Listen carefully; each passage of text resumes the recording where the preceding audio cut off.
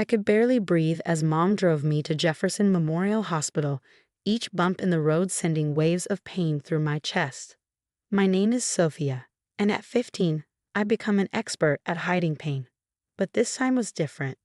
This time, even I couldn't hide the damage Tom, my stepdad, had done. "Remember what we talked about?" Mom whispered, her knuckles white on the steering wheel. "You fell down the stairs while carrying your laundry basket. That's all. We can't afford any questions, Sophie. Tom's medical insurance covers all of us." I nodded slightly, trying not to move my chest.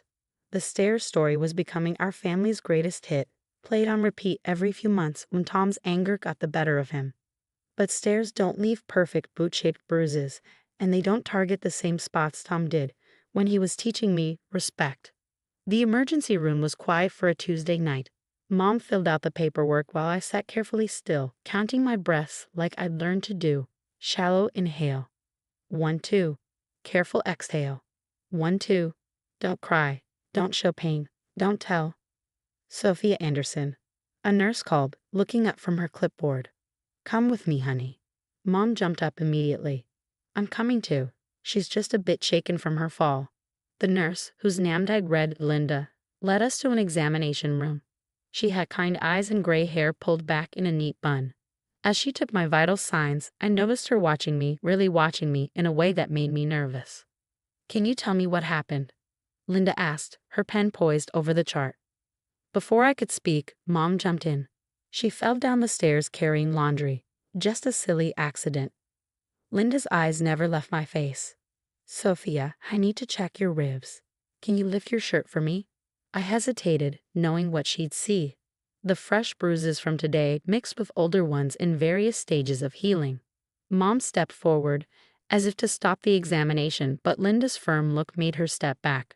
As I lifted my shirt, Linda's sharp intake of breath was the only sound in the room.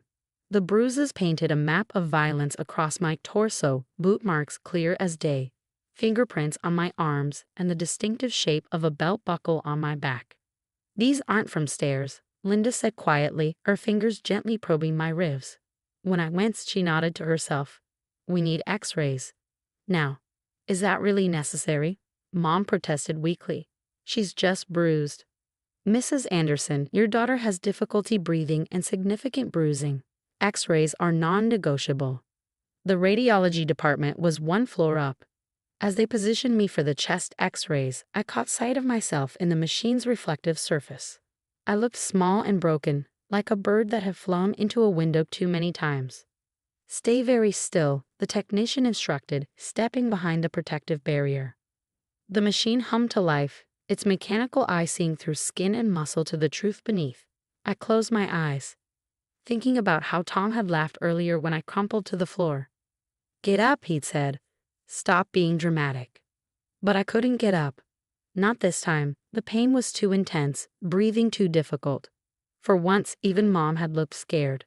Back in the examination room, we waited for the results. Mom kept checking her phone, probably getting angry texts from Tom wondering where we were.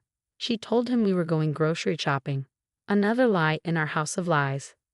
Dr. Sarah Chen walked in, her face serious as she clipped several x-rays to the light box on the wall. "Mrs. Anderson, Sophia, we need to discuss these results." She pointed to the images, her finger tracing white lines across my rib cage. "These are your current fractures," she said, indicating 2 clear breaks.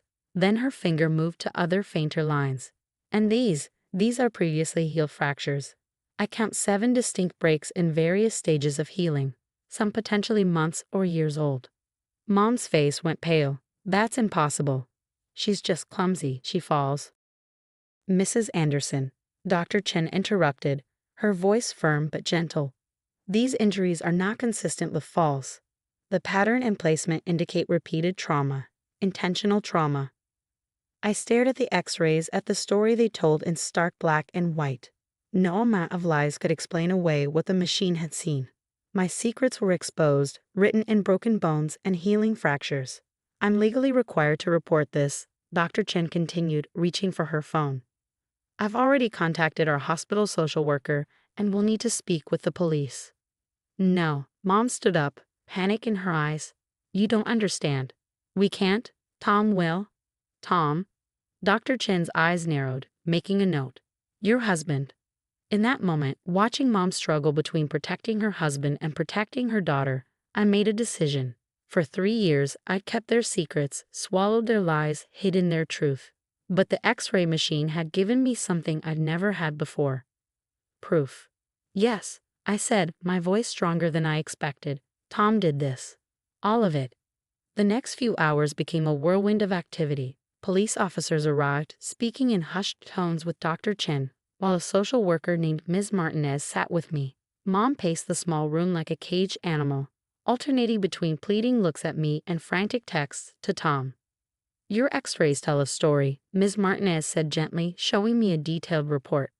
Each fracture has a timeline. We can match them to specific incidents. Would you like to tell me about them? I stared at the dates listed on the report.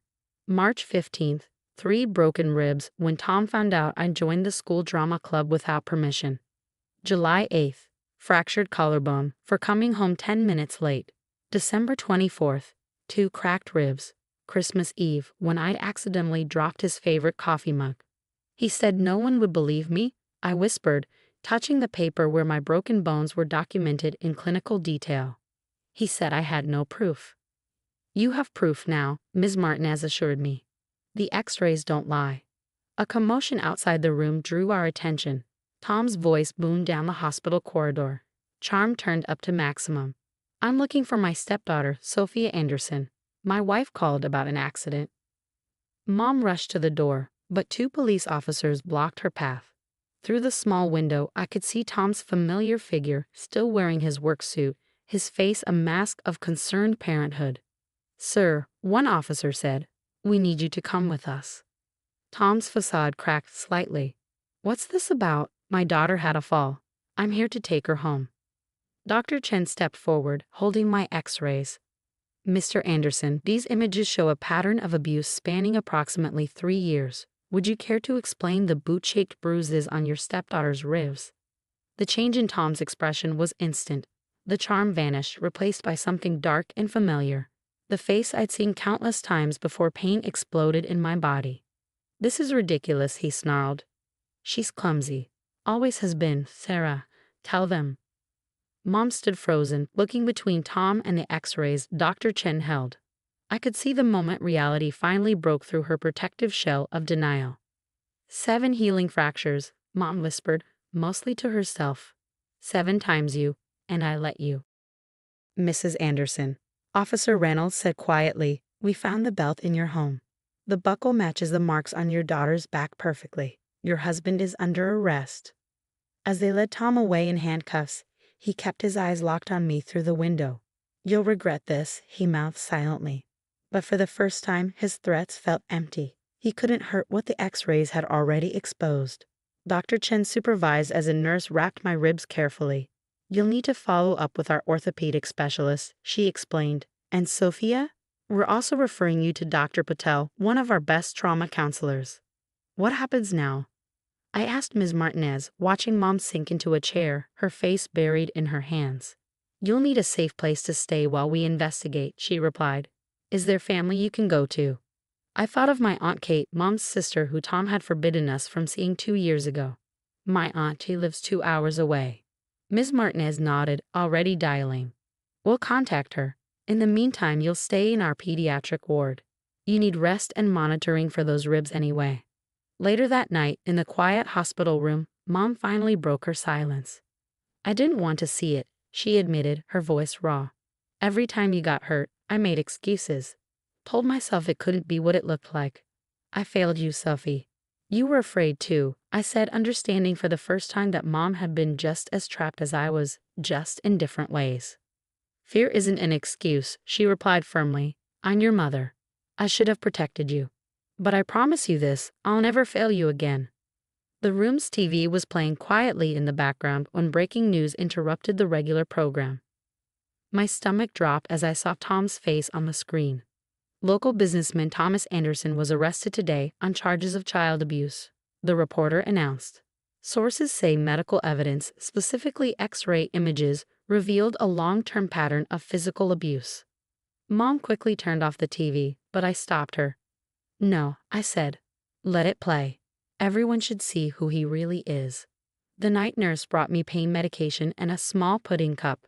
As she checked my vitals, she smiled warmly. You know what we call x-rays in the medical field? Truth tellers, because bones don't lie, and they never forget. I looked down at my wrapped ribs, thinking about all the secrets they'd kept and finally revealed.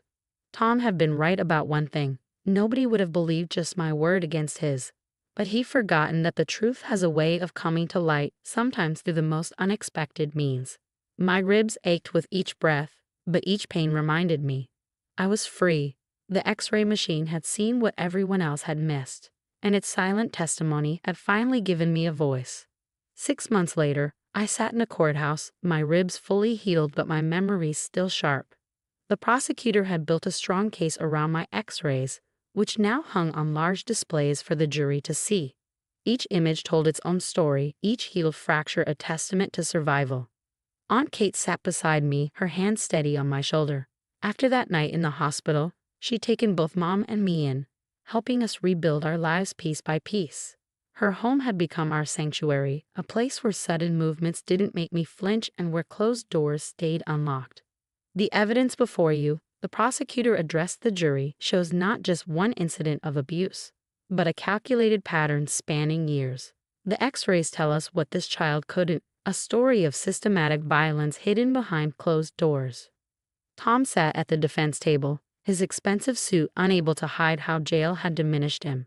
He tried to claim the injuries were from my reckless behavior and attention-seeking stunts, but the medical experts had thoroughly demolished those lies. Dr. Chen testified about the night everything changed, her voice clear and professional. The pattern of injuries was inconsistent with accidental trauma. The boot marks on her ribs matched the defendant's work boots exactly. Most telling were the historical fractures, each one documented in the X-rays like chapters in a book of abuse. Mom's testimony had been harder to watch. She'd broken down on the stand, admitting her role in hiding the abuse. I thought I was protecting our family, she'd sobbed. But I was just protecting him while he hurt my baby. The trial had made headlines, not just for the abuse, but for how it was discovered. X-ray justice, the papers called it. Medical schools were already using my case to train doctors about spotting signs of abuse. Child protection agencies updated their protocols to include comprehensive imaging in suspected abuse cases. When it was my turn to give my victim impact statement, I stood slowly, facing the jury rather than Tom. For 3 years, I lived in fear. I began. Every day was a countdown to the next injury, the next lie, the next cover-up. But machines don't lie. X-rays don't make excuses. They simply show the truth, even when people refuse to see it. The jury took only 2 hours to reach their verdict. Guilty on all counts. As the judge prepared to announce sentencing, Tom's attorney made one last plea for leniency. Your Honor, my client has no prior criminal record. No, the judge interrupted, holding up one of my X-rays. He just wasn't caught. 20 years, with no possibility of parole for 15. The evidence of long-term abuse is literally written in the victim's bones. Outside the courthouse, reporters gathered with their cameras and microphones. The case had sparked a national conversation about domestic violence and medical evidence. I'd received letters from other abuse survivors, many inspired to seek help after hearing my story. What would you say to other kids living in abusive homes? One reporter asked. I thought carefully before answering. Truth leaves marks. Maybe not always visible ones, but they're there. And sometimes it takes a machine to show what humans don't want to see. Don't stop trying to tell your truth. Mom had started working at a domestic violence shelter, using our story to help other families escape abuse. She learned to forgive herself, though the guilt still surfaced sometimes. Every X-ray was a cry for help, she told me once. I just didn't want to hear it until someone else showed me how to listen. Aunt Kate helped us find our own apartment near her house, close enough for support but separate enough for independence. My new room had wide windows and no locks on the door. On the wall hung a framed X-ray, my last one, showing fully healed ribs. Why keep it? Mom had asked when I framed it. Because it's the one that saved us, I'd explained. It's not just a picture of broken bones, it's a picture of breaking free.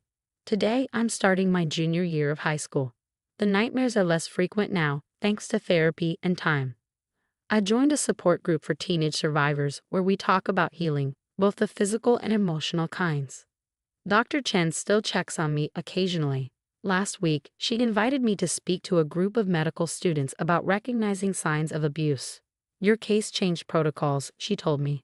Now we know better what to look for, what questions to ask, what lies might hide behind accidents and falls. The final X-ray still hangs on my wall, a reminder not of pain but of liberation. Sometimes late at night, I look at it and think about how something as simple as a machine seeing through flesh to bone changed everything. Tom had been right about one thing. No one would have believed just my word against his. But he never counted on science having my back. My ribs are strong now, fully healed and ready to support whatever comes next. Each breath is a reminder. I am free, I am safe, and my truth is finally seen, written in the unshakable evidence of my own bones.